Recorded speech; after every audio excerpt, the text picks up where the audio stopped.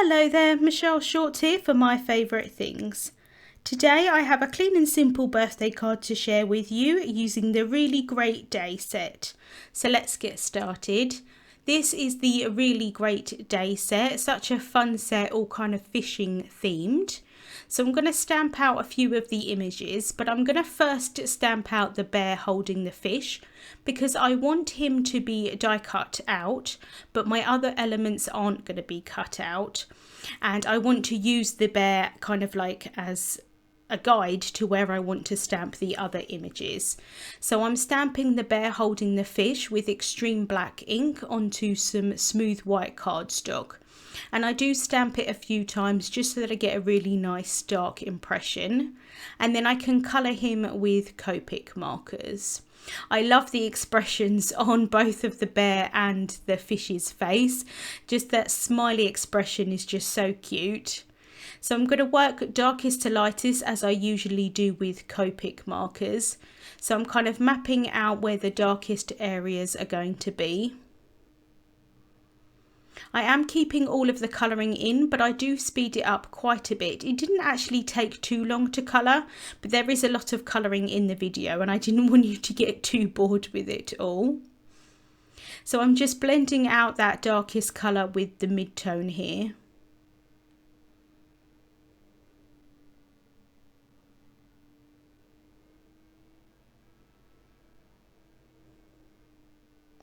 And then I can go in with my second mid-tone, which actually is the lightest for the legs, but not for the head and the arms, or the kind of, you only see really his hands rather than his arms. And then going in with the lightest shade. And I'm not being too kind of careful with my colouring in a way, because the bear is obviously going to have some texture because he's got fur. I didn't kind of want to make it too blended out, so I quite like having some kind of texture on it, but here it did go a little bit wrong. So I added in the E53 as my lightest shade and went over it again, and then I'm adding in the E55, and I can't tell while I'm colouring which one is sticky. I think it's the E55 and the tip has gone really sticky. It doesn't look as bad on camera as it does in real life, but in real life it's really kind of sticky and mottly and it hasn't blended very well at all.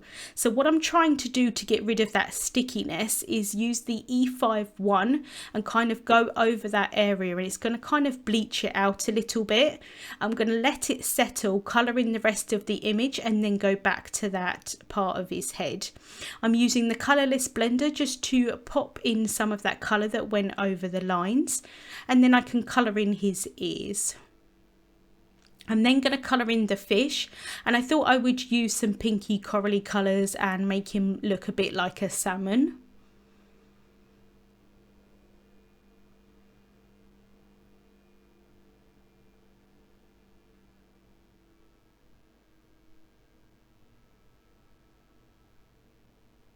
So I did go through the whole kind of darkest to lightest, and then I'm going back in with the two darkest shades just to make sure that I get that nice saturation of colour.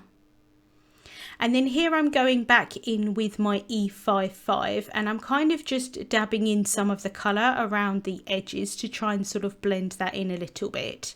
And then instead of going in with the E53, I go in with the E51 again, and I'm kind of just sort of trying to blend that in as best as possible. Because like I said, bears have fur and it's not kind of, it doesn't need to be really smooth. I kind of got away with it, but I am going to go and clean my Copic markers now. So I'm now taking the Really Great Day Dynamics and I'm just popping that on top of the image, holding it down with some low tack tape and running that through my die cutting machine. And here I've got the cute little bear, and like I said, I'm going to use him to guide me where I want to stamp the rest of the images. So I'm going to take the stones here, and then I'm also going to take the sign that says "Gone Fishing." And then I know that I want to have my sentiment at the bottom of all of the images, so I can just place that down. And here I'm just figuring out exactly where I pretty much want all of those stamps to be. Once I'm happy with the placement, I can stamp my sentiment down. So I'm inking that up with more of the extreme black ink and stamping that down onto the panel. So this panel is 3 3/4 inches by 5 inches. I'm just going to stamp that sentiment a few times again, just so that I get a really nice dark impression.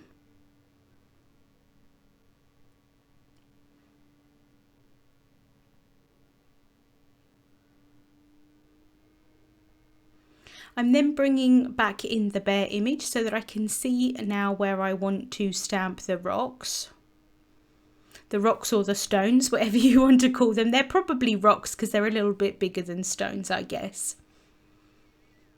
And again, I'm just going to ink those up with the extreme black ink. And I do cut it out of the video, but for the rocks, the stones, whatever you want to call them, and the sign, I do stamp them a few times as well. And I'm just trying to balance out those images above the sentiments so that they kind of go the same width across. So I can just stamp that Gone Fishing sign there. And then I'm going to colour in these images as well, again using Copic markers. The great thing about these rocks in particular is that they've already got those shading lines on them, so you don't really have to do much colouring on them. So I'm just going in with some neutral greys.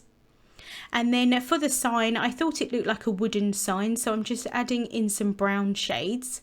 And again, I'm not being too precise with the colouring because wood tends to be a little bit kind of dishevelled, and so I didn't want it to look too perfectly coloured. And then for the sky here, I'm going to turn the panel upside down. As you can see, I find it a little bit easier doing it that way. And I'm going in with some light blue shades, and I'm just kind of blending that up as far as I think I can take it to get a nice blend out to white.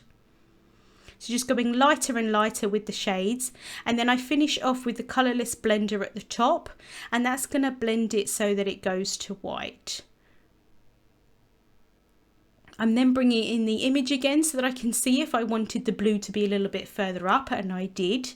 So I'm kind of just scribbling that in and then going in with the lighter shades again and the colourless blender just to blend that out. And then for the grass, I'm going in with some green shade. So starting off with my darkest shade.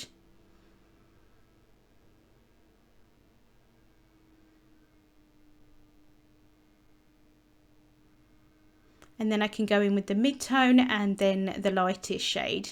Now, because grass and green is slightly more difficult to blend out to white, I find that a good way to do it is to add dots in, so that it kind of just automatically fades out, if that makes sense. So I'm adding in the dots first with my lightest shade. I do end up going in with an even lighter shade on top just to kind of see if I can blend that out a little bit further, and then I go in with the darkest shades, and that is kind of resemble sort of grass blades as well, because you would have texture with the grass. I've added some thin foam tape onto the back of this panel, and I'm going to add it onto an A2 sized card base. So this is a finished size of 4 1/4 inches by 5 1/2 inches, and I've made that from craft cardstock. And then I can add my panel on top, and then I've added some more thin foam tape onto the back of the bear and the fish, and then I can pop those on top of that. So just using the tweezers so that I can kind of hover it over the image to see where I want it to go, and then once I'm happy I can press down. I did think about adding some white highlights with a gel pen, but ultimately decided that I actually quite liked it as is. Links to the products that I used will be listed in the description bar here on YouTube. Thank you so much for watching, and I hope you have a wonderful day.